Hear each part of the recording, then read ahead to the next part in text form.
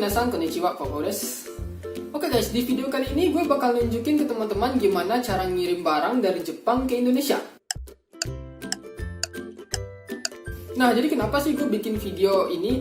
Soalnya kan kebanyakan kan teman-teman yang nonton itu kan kebanyakan dari teman-teman yang ada di Indonesia. Yang di Jepang kan juga ada, tapi lebih banyak teman-teman yang ada di Indonesia. Nah, siapa tahu kan teman-teman yang ada di Indonesia itu mungkin pengen belanja di Jepang, terus mungkin ada teman juga di Jepang, terus pengen nitip barang-barang dari Jepang. Tapi temannya nggak tahu gimana cara ngirim barang dari Jepang ke Indonesia. Nah, maka dari itu gue bikin video gimana sih cara ngirim barang dari Jepang ke Indonesia. Siapa tahu kan juga teman-teman yang nonton video ini nanti pas udah nyampe di Jepang terus pengen ngirim barang ke Indonesia nggak tahu caranya, maka dari itu nonton video ini. Untuk pengiriman di Jepang sendiri itu udah buka ya, untungnya udah buka karena kemarin ini karena corona ya sempat untuk pengiriman dari Jepang ke Indonesia itu sempat ditutup, dan sekarang itu untuk pengiriman dari Jepang ke Indonesia itu udah dibuka.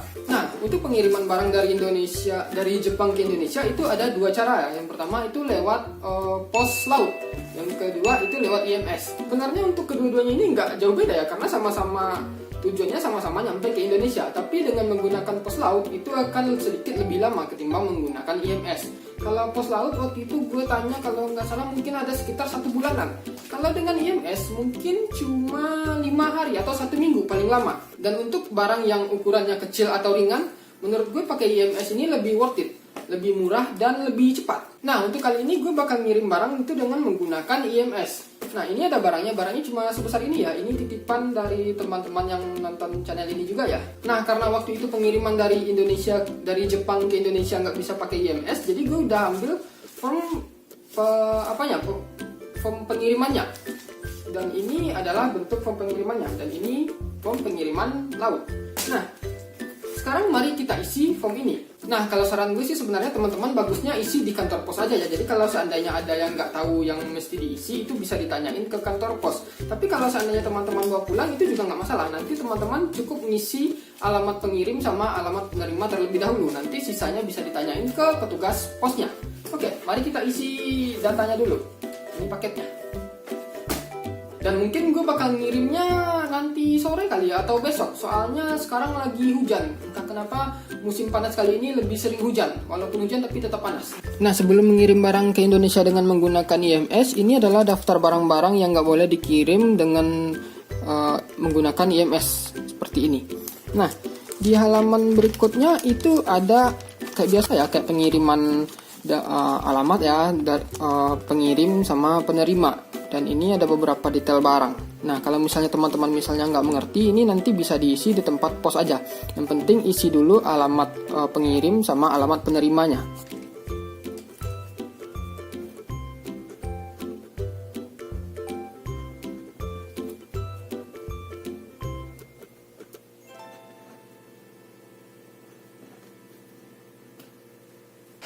Oke guys, sekarang gue udah nyampe di kantor posnya dan tiba-tiba hujan dan paketnya gue masukin ke sini. Nah, ini gue udah nyampe di kantor pos tempat biasa ya. Oke, mari kita masuk. Oke, masuk. Gue udah selesai ya ngirim paketnya, dan itu gampang sekali. Seperti yang dibutuhkan itu ya seperti cuma alamat aja, alamat pengirim, alamat kita sama alamat penerima. Terus di sini cuma tambahannya itu beberapa nilai barangnya sama isi barangnya, cuma itu aja, nggak ada yang lain lagi. Ya overall sama lah ya kayak kita ngirim paket di Indonesia, hanya saja ini ya bedanya kita ngirim paketnya dari Jepang ke Indonesia. Yang dibutuhkan memang cuma alamat aja. Oke, dan ini benar-benar gampang sekali. Dan menurut gue orang yang nggak punya pengalaman buat ngirim paket dari Jepang ke Indonesia ini nggak masalah, soalnya cuma perlu alamat aja. Yang penting alamatnya lengkap, dan itu udah. Bayar uangnya nanti dikasih resip ini, bukti pembayaran sama nomor resinya ya. Dan kalau seandainya ada yang kurang-kurang itu memang nanti dibantu isi sama petugasnya, jadi nggak perlu khawatir ya. Oh iya, untuk harganya sendiri gue tulis di kolom deskripsi aja ya. Tadi gue kena sekitar 1.540 yen. Nanti untuk detail harganya gue tulis di deskripsi aja. Dan terima kasih buat teman-teman udah nonton video gue sampai habis. Mudah-mudahan video ini bermanfaat, dan sampai ketemu di video berikutnya. Cut. gue ngirim barang hujan, dan sekarang pas sudah selesai ngirim barang hujannya tiba-tiba reda. Oh ya, gue lupa. Tadi juga ada disuruh checklist apa ya, semacam form gitu kalau isinya barang-barang yang nggak berbahaya. Tadi juga disuruh checklist, terus disuruh tanda tangan. Kalau memang barang-barang yang kita kirim itu memang yang nggak dilarang dari pengiriman IMS ya. Jadi itu aja sih tambahannya. Dan itu kita dapatkan pas di kantor posnya.